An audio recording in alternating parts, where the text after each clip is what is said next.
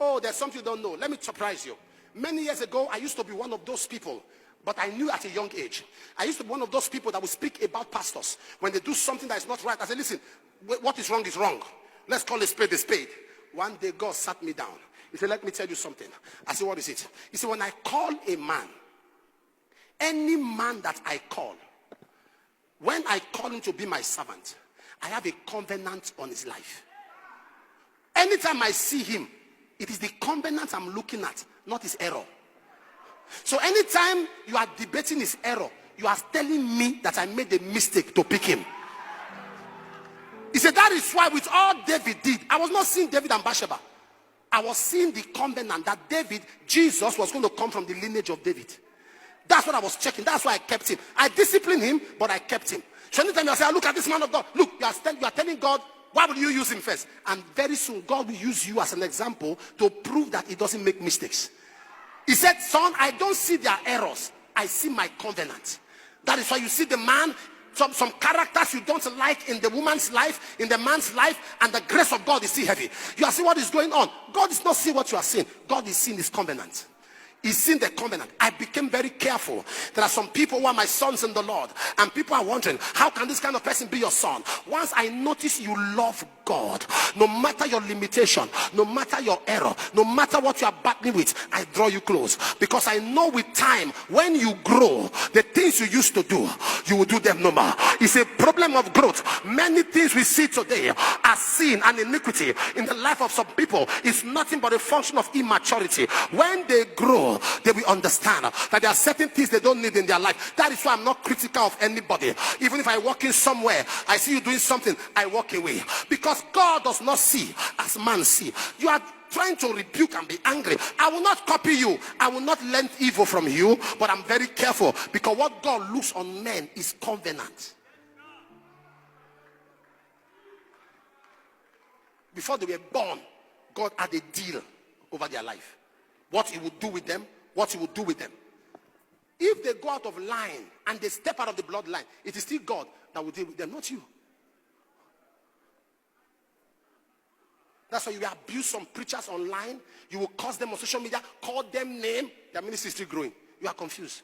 Call them anything, curse them, they are still growing. Because what God sees is covenant. God does not see this error.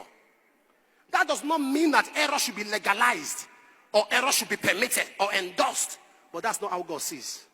When I saw that what God checks is covenant. There's a covenant of predestination. So sitting down speaking against the head of department or gossiping your pastor is attracting a curse on your life. And I'm not saying this to threaten you. I'm telling you what it is. That is why most people that are close to an anointed man often become casualties of life. They are very close to an anointed man. They become casualties of life. Why? Because they become too familiar with the anointing. And let me say this to you. No matter how familiar you are with an anointing, it can still punish you. If you think I'm lying, ask Gehazi. Gehazi was so close to Elisha, yet Elisha still released blindness on him. Leprosy rather on him. Still released leprosy on him. No matter how close you are to an anointed man, his grace can still fight you if you go out of line. So you must know nobody, and when I say anointed man, anybody your pastor puts in leadership becomes a delegate of your pastor.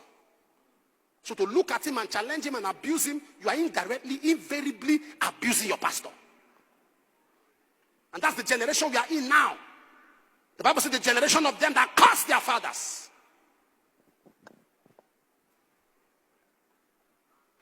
There are people, no matter, let them fast from now till the end of the world. Let them pray. Let them shout like canary. There is no matter what they do. No, their heavens are closed. Closed. By reason of what their mouth is saying. There are some believers who say things that demons dread.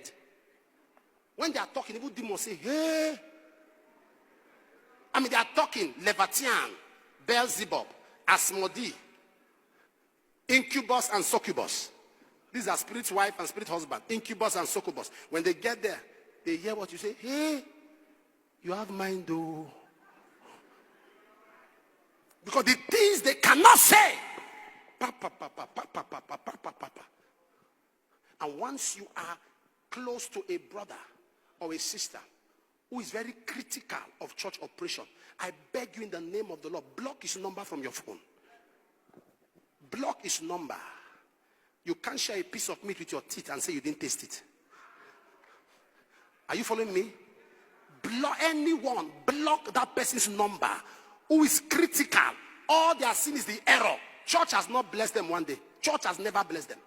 What good has your pastor done for you? None. What good has your pastor's wife done? None. Is quarrel, trouble, quarrel. And this your rebellious attitude was an inheritance. Same thing your father did in Orthodox church and they suspended him. If you argue with everybody, he won't bring one cover, but time of bazaar, he wants to control. When the time for bazaar, he wants to control. Who brought goat? Who brought goat? We need to know. I've discovered that people that don't give money are always critical of money matters. Poor people always argue about money.